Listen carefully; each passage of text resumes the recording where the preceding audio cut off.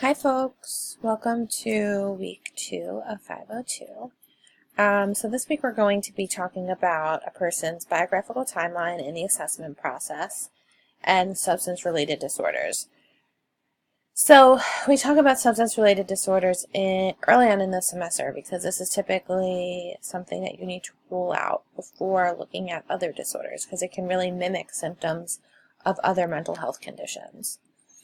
So hopefully by the completion of this module, you will be able to learn about assessment through the biographical timeline process, apply knowledge of the biographical timeline by developing questions to aid in assessment, and learn about substance-related disorders and reflect on practice implications.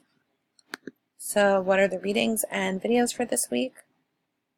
The DSM-5, pages 481 through 589. And substance-related and addictive disorders. This article will bring you there. Dr. Barol's article, Learning from a Person's Biography. This is the introduction to the biographical timeline process.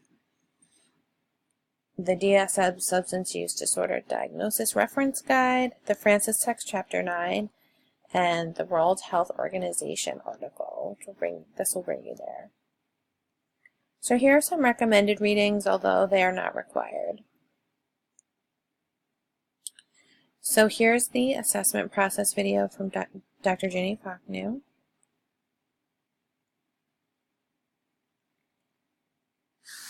And you have two options for the videos on fetal alcohol syndrome. So there's a lot of useful videos out there. So both of these options are designed to ensure that you gain a deeper understanding of the condition. So the first option is that you spend about an hour watching videos of your choice from both the National Fetal Alcohol Society. So you click the link and scroll to the bottom of the page and the playlist of fetal alcohol videos on YouTube. Or option 2 is that you can watch this video. It's really important to definitely either do option 1 or option 2 because we do have a discussion post around this.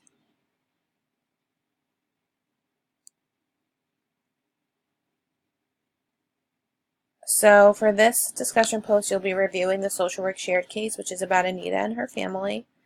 And you'll answer the following questions using the questions as headings. So you can put each question in your post.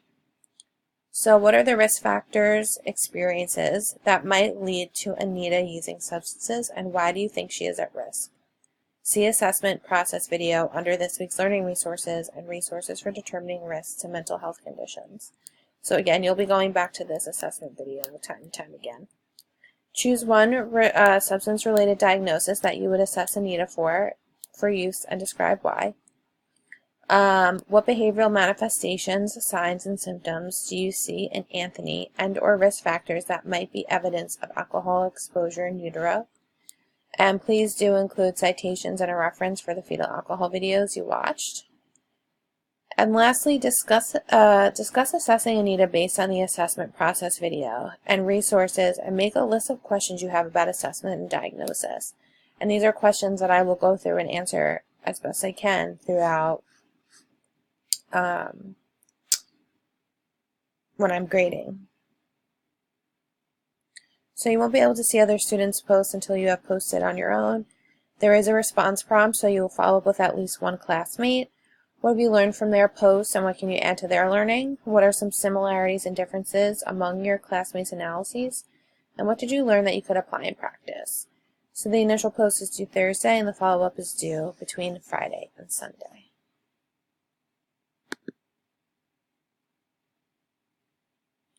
Next, we have the small group conversation on diagnostic symptoms. So after completing this week's readings from the DSM-5 and your text, review the shared case, the Anita case, and viewing the assessment process video, get together with your condition presentation group and answer these questions. So you all should be in condition presentation groups as of now. If you have not signed up yet, I will be reaching out to you. But it's required to complete this conversation. You won't be posting about this conversation in week 2, but you will be posting about it in week 3. So what are the benefits and challenges of using the DSM-5? Use pages 5 and 6 of the Francis text for a foundation of your discussion.